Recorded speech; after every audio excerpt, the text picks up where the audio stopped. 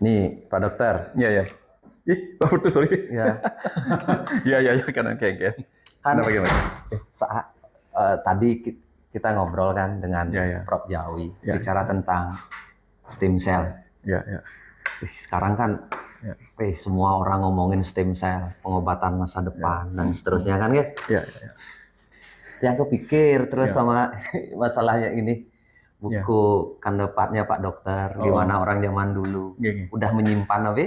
Ari-ari, tali pusat. Tari pusat, Tali pusat orang sudah zaman disimpan, orang Bali Dumun gitu. ya. Iya, iya. Pak Dokter bisa ngasih pandangan nggak stem cell Iya, iya. dulu sama sekarang sama masa depan? Seperti apa sebenarnya pandangan tentang pengobatan stem cell itu? Iya, iya. Memang kan dunia timur dan dunia barat tuh seakan-akan seringkali dikonfrontasi kan Pak Putu ya. Padahal sebenarnya kan mereka mempelajari satu keutuhan yang sama, cuman sisi yang lain gitu. Dunia timur itu mempelajari apa yang kita kenal sebagai kecerdasan semesta. Tuhan sebagai kecerdasan semesta yang kemudian sering berbicara tentang spiritual, kecerdasan spiritual, menjadi kecerdasan emosional ketika masuk ke wilayah agama, Pak Putu. Tapi dunia barat kemudian mempelajari bagian lain dari kecerdasan semesta atau Tuhan itu yang berwujud energi dan materi. Nah, sehingga dengan energi dan materi itu mereka lebih banyak menggunakan kecerdasan intelektual untuk mempelajari fenomena-fenomena kehidupan, termasuk yang ada dalam tubuh manusia. Nah, sehingga sebenarnya mereka ada satu kesatuan, Pak Putu. Nah, orang-orang tua dulu mungkin kecerdasan intelektualnya tidak bisa dinilai, diukur, dievaluasi seperti sekarang.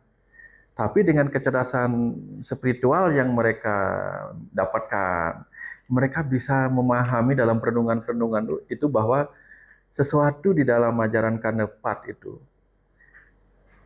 polanya adalah begini. Ketika ari-ari, air ketuban, darah, dan lamas itu, atau vernik gaseosa itu, di dalam rahim saja sudah melindungi, di luar rahim melindungi, gitu ketika sudah lahir, pasti manfaatnya ada kemiripan. Gitu.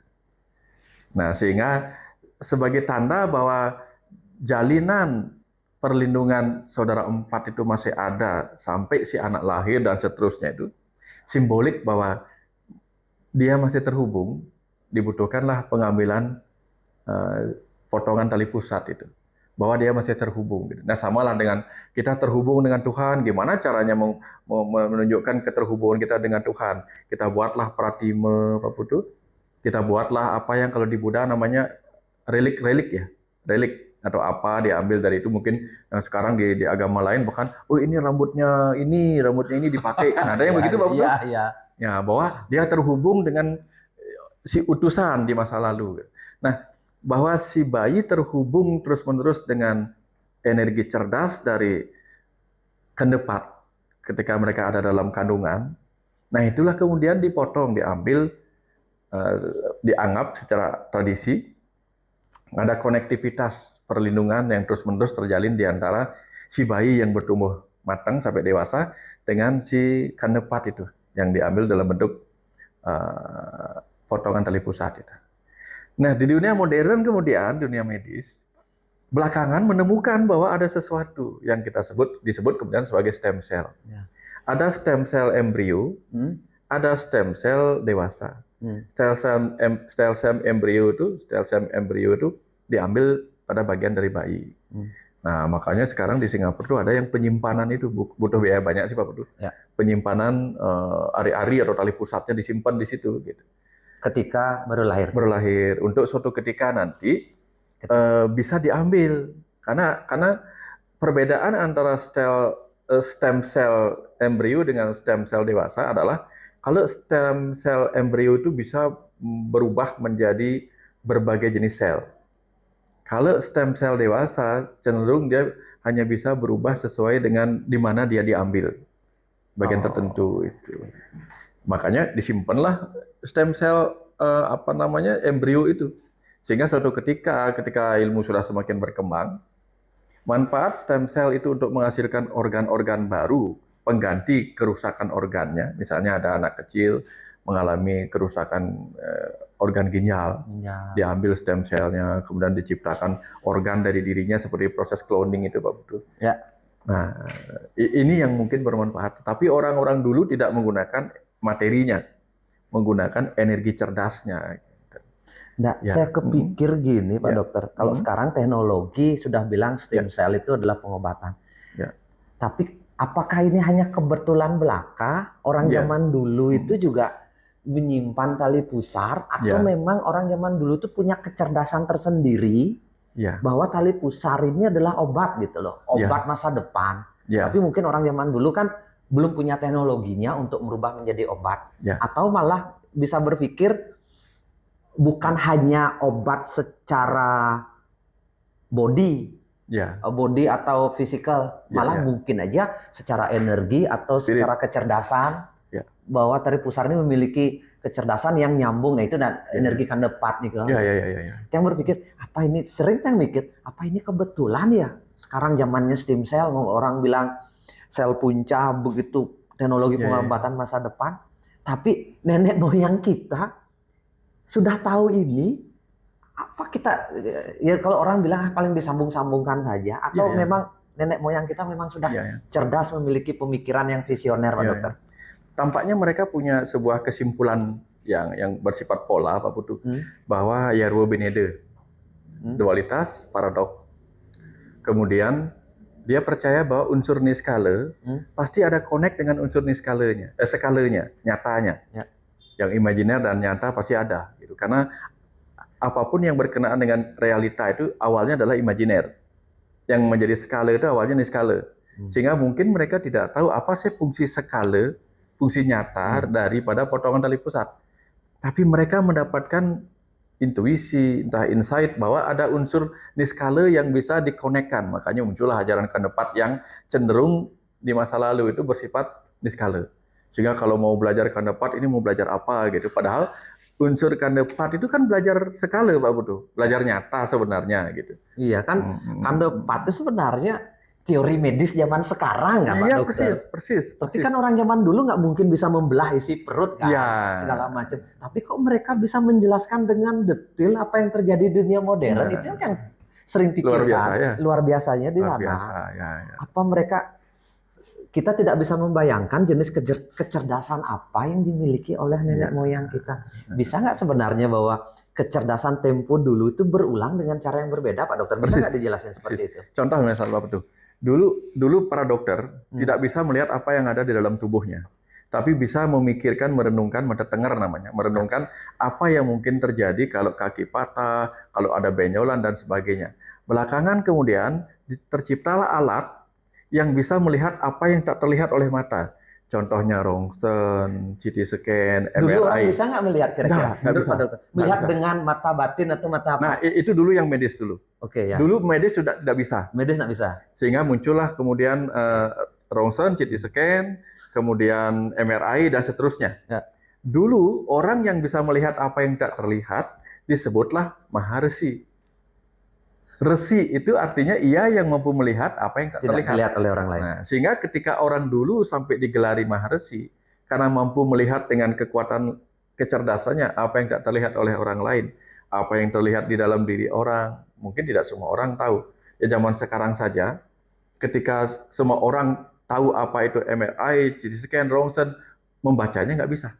Ya. Bahkan seluruh dokter belum tentu semua dokter bisa baca MRI, CT scan, rongsen. Khusus butuh orang-orang khusus. Nah, sama dengan orang dulu, Pak Putu.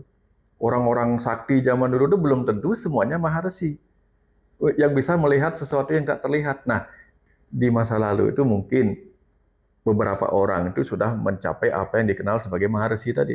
Dia bisa melihat apa yang ada dalam proses pembuahan janin, sehingga kemudian memberi nama Kamajaya sebagai sel spermanya. Kenapa disebut Kamajaya? Kama itu nafsu, Jaya itu menang. Bagaimana dia tahu bahwa sel Kamajaya itu yang menjadi penyebab benih itu adalah sel sperma yang menang? Nggak kebayang sampai memberi nama seperti itu, Pak Betul.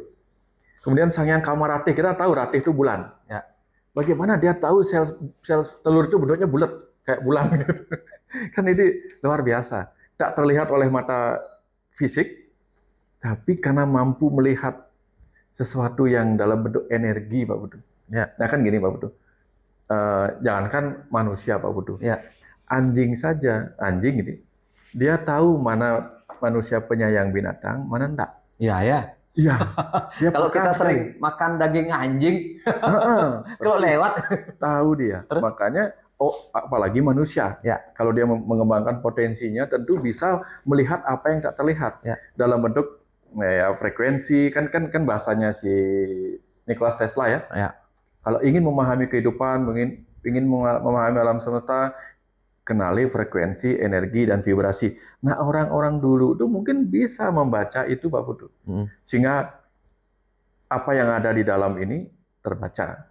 Nah, kalau orang pakai CT scan, Röntgen, MRI, itu kan juga membaca frekuensi cahaya yang dipantulkan dan seterusnya membentuk citra.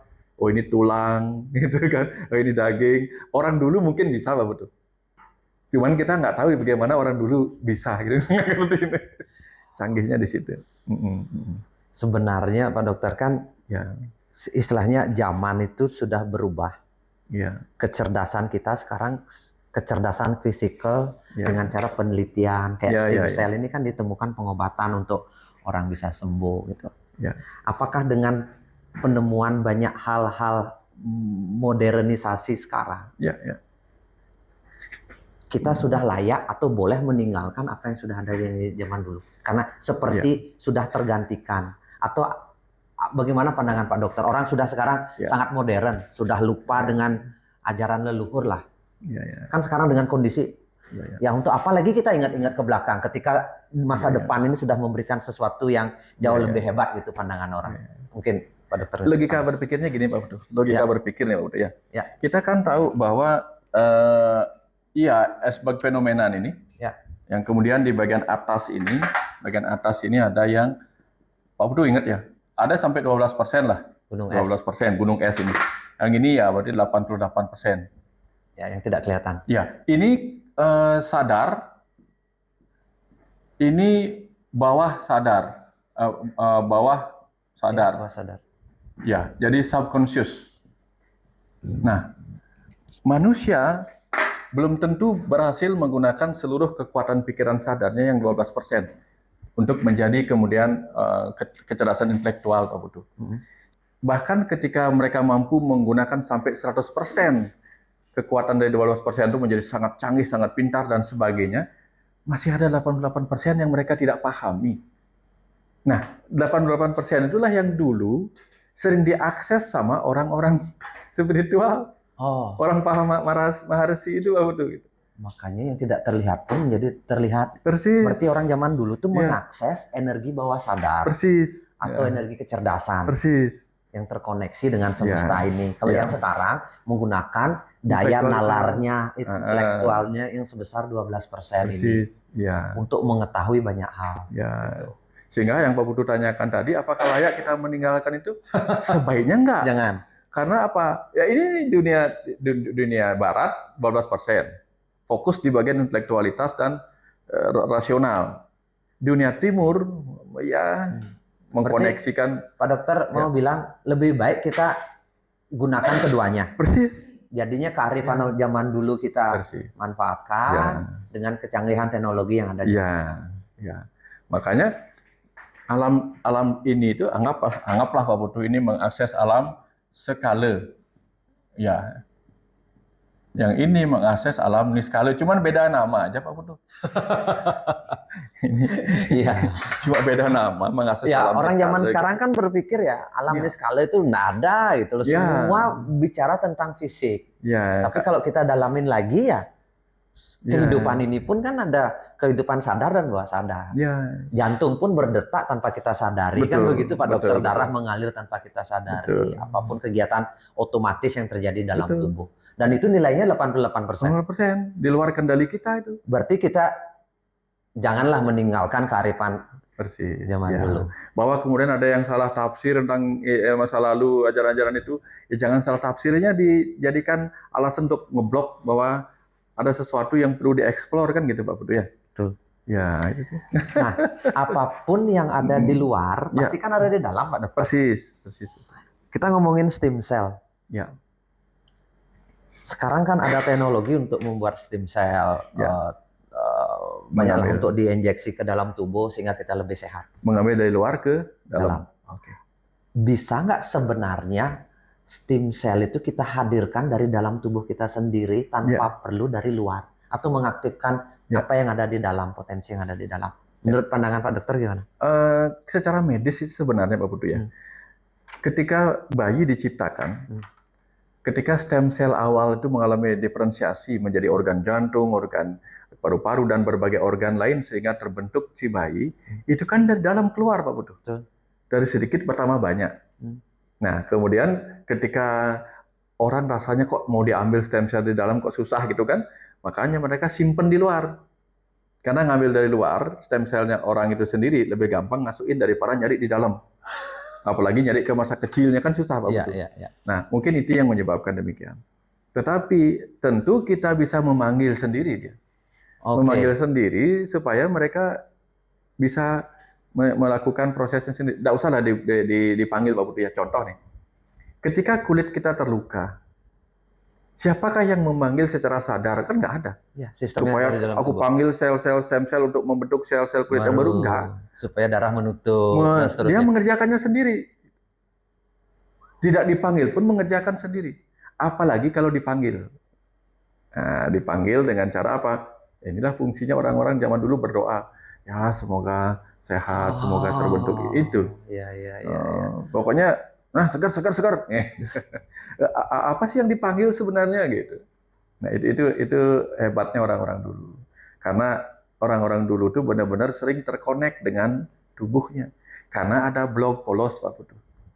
Nah, Pak Putu tahu kan apa artinya blok polos itu? Pak Putu gini. Nah, ini. Pak Putu. Blok polos. Di dunia metafisik ada yang disebut pikiran sadar. Nah, pikiran sadar. Ini ada yang disebut faktor kritis. Faktor kritis. Nah, faktor kritis ini seringkali menyebabkan seseorang mengalami blok mental. Kalau orang blok polos, nah ininya kecil. Apa saja dikasih tahu, nggih. Sehingga mudah terkoneksi dengan apa yang sugesti orang.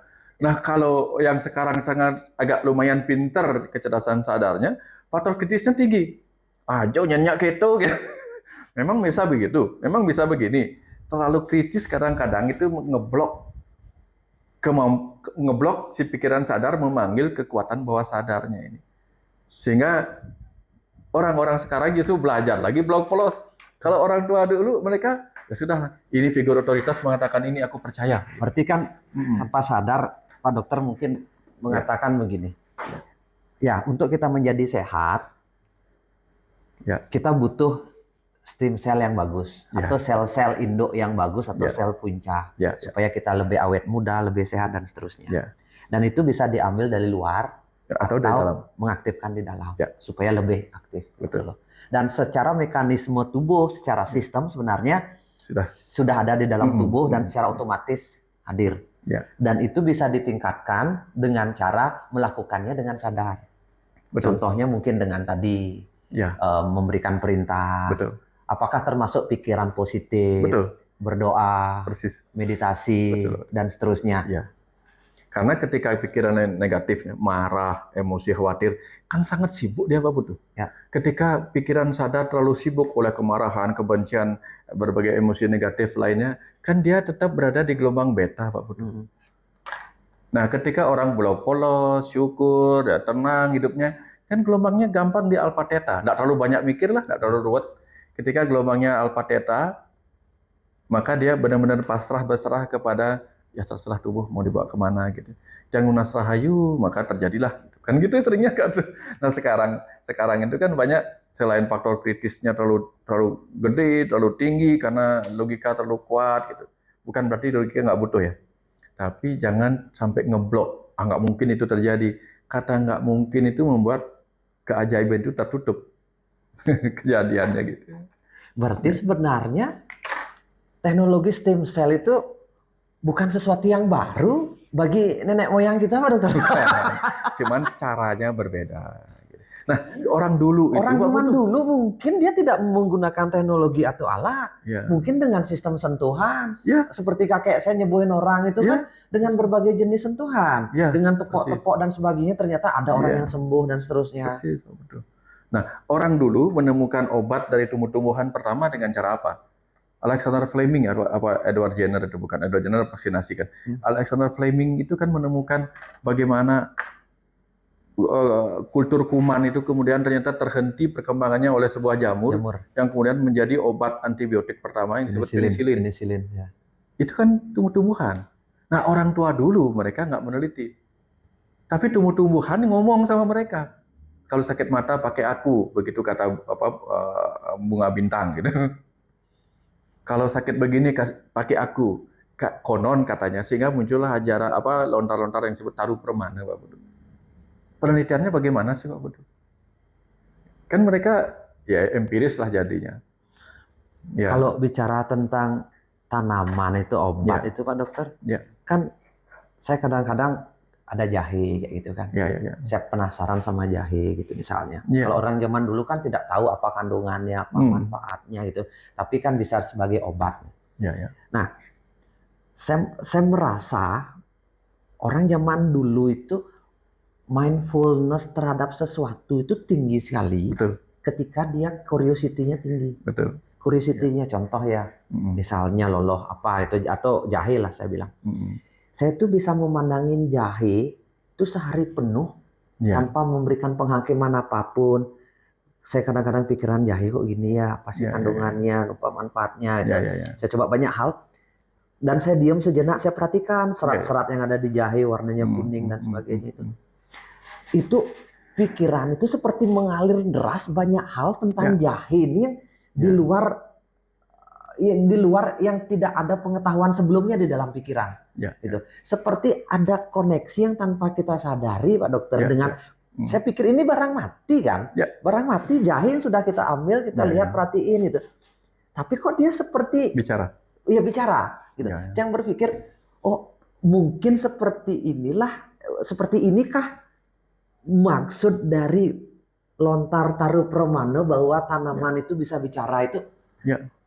Saya kan tidak memiliki kemampuan lebih untuk daya batin yang tinggi, Pak Dokter. Dengan tanpa daya batin seperti itu pun, seperti jahe ini melompat-lompat ingin ngobrol dengan kita. Dan ada hal-hal kecil yang disampaikan tanpa sadar. Ya walaupun dia tidak ngomong, tapi hati kita ngomong. Oh ternyata begini ya, seratnya begini keluar. Ternyata, oh ini mungkin yang nyebabin itu. Seperti dia ada diskusi, kan? Seperti itu mungkin Pak Dokter. Bisa ngasih pandangan nggak orang zaman dulu menemukan obat itu seperti apa? Silahkan. Contoh gini Pak Putu ya. Ini mungkin untuk orang lain tidak bisa baca Pak Putu ya. Coba dikipat ya. Itu mungkin salah ya.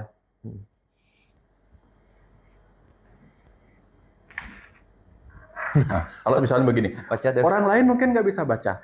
Mudah-mudahan salah benar nih kan. Tapi orang yang bisa baca akan membaca ini jahe. Padahal ini benda mati. Iya, jahe. Kalau ada tulisan-tulisan hieroglif apa lupa namanya yang ditemukan di Mesir itu, orang lain nggak bisa baca Pak Bro. Tapi pasti ada orang bisa baca. Ada orang tidak bisa membaca apa sih serat-serat yang ada pada jahe. Tapi pasti ada orang bisa membaca. Seperti itu Pak Bro. Tapi hanya membedakan gini aja. Ketika orang dulu ingin tahu apa sih fungsi tanaman obat ini, maka mereka mencoba. Orang sekarang mengatakan apa? Kok coba-coba? Tapi lakukan dong penelitian. Dengan apa? Dengan uji coba. Coba-coba dan uji coba. Yang dulu coba-coba dianggap nggak mau saya coba-coba. Nanti salah. Kalau uji coba apa nggak ada salahnya? Cuman kata ujinya seakan-akan wow betul. Penelitian ilmiah kayak gitu kan. Kan itu sebenarnya ya penelitian yang orang zaman dulu juga lakukan kan. Ya, orang dulu cuma tidak tertulis mungkin Pak Dokter. Dia kan orang dulu meneliti dengan cara berbeda. Dibuka dulu, dicium aromanya, kemudian berefek nggak secara sentuhan pada kulitku, gatal apa enggak. Kalau kulitku terasa gatal kena ini, apalagi ketika dimasukkan gitu. Ketika ini kayaknya aromanya pahit ini. Kan mereka bisa tahu itu bagaimana caranya gitu. Ada kelebihan orang zaman dulu itu kalau Tiang lihat dari pengalaman Tiang Dokter ya. Bukan hanya dia melihat secara fisik semua produk itu. Dia masuk ke dunia rasa atau dunia energi. Persis. Coba Pak Putu pikir, ketika orang bikin masakan di zaman dulu, Bagaimana mereka tahu supaya pedas pakai cabai? Gimana coba? Enggak, saya pikir lawar itu tetap enak Pak Dokter. Oh iya, iya, iya. Itu kan Iya, apa? masakan orang zaman dulu kan. Bagaimana mereka menemukan ramu-ramuan yang bisa dipakai untuk enak? Nah, saya pikir seenak-enaknya sosis, Ya. seenak-enaknya makanan sekarang itu masih saya tetap lebih menikmati Ya. masakan orang zaman dulu ya kan. Pak Putu tahu bahasa gede, Iya. bumbu genap. Iya. Yang kepikiran kalau kita mau meneliti itu kan. Ya, setuju. Bagaimana mereka berpikir kasih jahe, kasih kunyit atau apa gitu, campur dengan bumbu ini jadi enak. Bagaimana mereka itu menemukan? Bukankah itu sesuatu yang ajaib sebenarnya? Coba kan begitu banyaknya tanam-tanaman di hutan, mereka bisa memilih ini. Kenapa mereka nggak contoh? Coba aja kita sekarang dengan intelektualitas kita sekarang, coba aja uji coba. Ambil buah beringin, pakai bumbu apa gitu. Kenapa kita nggak berani? Ya. Kenapa orang dulu berani gitu? Coba olah buah beringin jadi minuman enak, kok nggak berani kita? Tapi orang tua dulu kok tahu bahwa biji ini jadi kopi enak, yang tahu siapa? Logika. Ini kalau diperas jadi teh yang kita minum sekarang. Coba aja olah misalnya daun apa gitu jadikan teh selain teh yang biasa kita minum itu.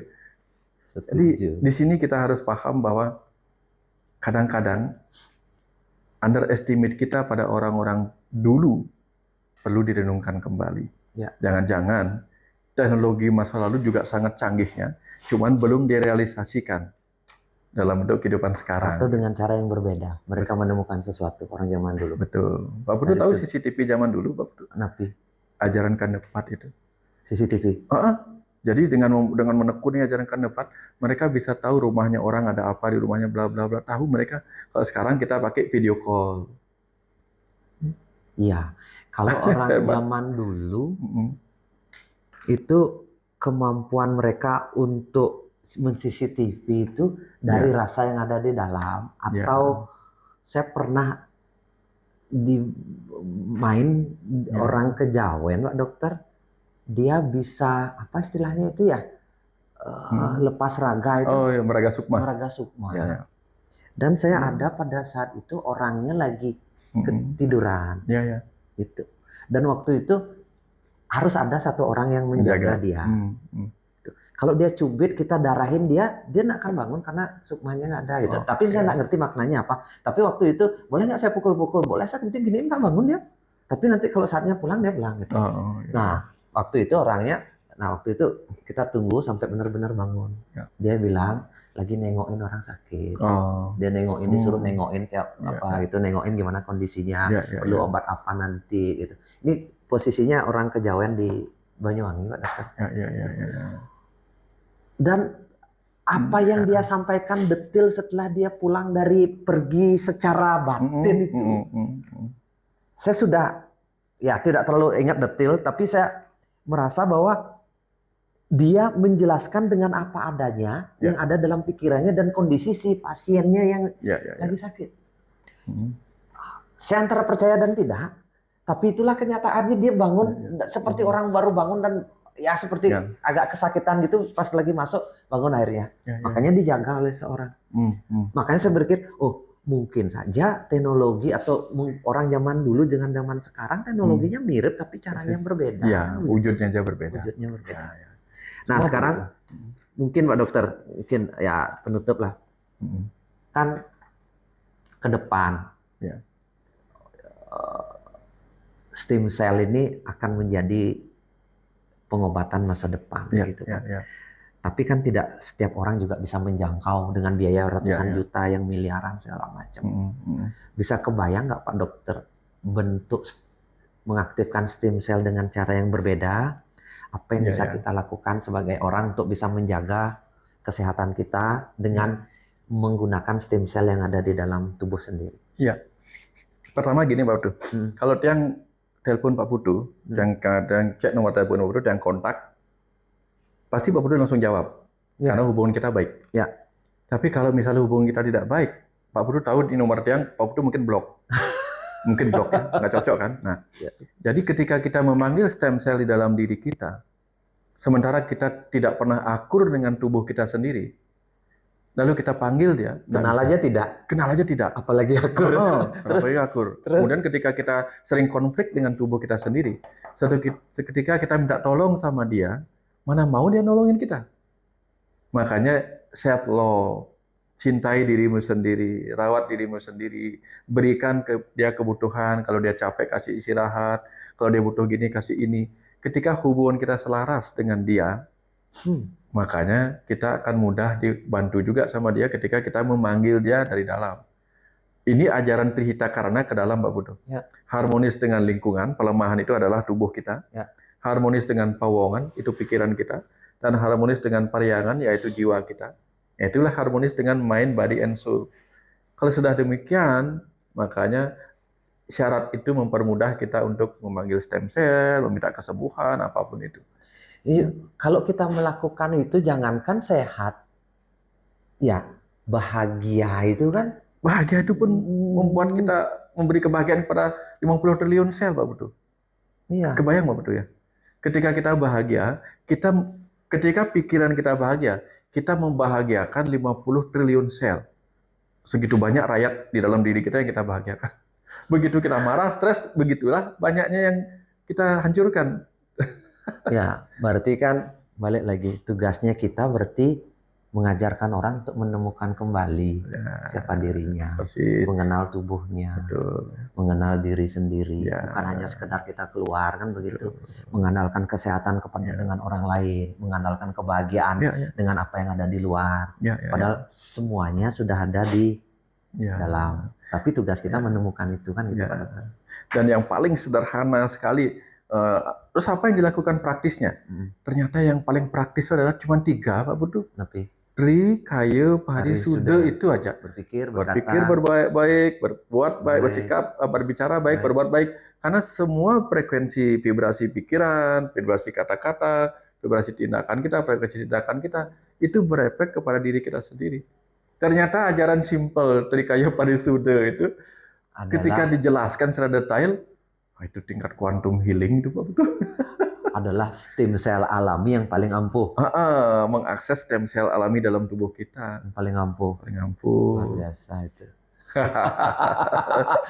Ini ujung-ujungnya itu luar biasa Dokter. Luar biasa kan. Artinya kita ini sendiri adalah sebuah keajaiban Pak Betul. Ya betul. Jadinya apapun yang ada di luar pasti ada di dalam. Dan kita bisa mengakses itu dengan baik. Dengan berpikir, berbuat, dan berkata yang baik. Kan begitu Pak Dokter ya? Mungkin itu Dokter. Ya, sampai ketemu nanti Pak Dokter ya. Kita ngobrol lagi nanti enak sih ngobrolannya. Sukses semua.